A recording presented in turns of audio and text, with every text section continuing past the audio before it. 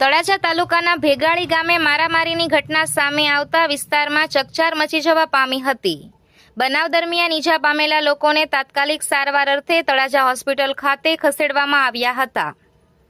પ્રાપ્ત માહિતી અનુસાર ઈજાગ્રસ્તોમાં ભાઉબેન ભૂપતભાઈ જેતાપરા, રાહુલભાઈ ભૂપતભાઈ જેતાપરા તેમજ ભૂપતભાઈ સુખાભાઈ જેતાપરાનો સમાવેશ થાય છે। બનાવની જાણ થતાં જ તળાજા પોલીસ તાત્કાલિક ઘટના સ્થળે દોડી આવી હતી અને સમગ્ર મામલે જરૂરી કાર્યવાહી હાથ ધરી હોવાનું જાણવા મળ્યું છે। ઘટનાને લઈને ગામમાં લોકોના ટોળેટોળા ઉમટી પડ્યા હતા અને પોલીસે વધુ તપાસ શરૂ કરી છે। હુમલાખોરો તળાજા તાલુકાના ટીમાણા ગામના હોવાનું જાણવા મળ્યું હતું। જોકે કયા કારણોસર આ ઘટના બની છે જે માહિતી પ્રાપ્ત થઈ ન હતી।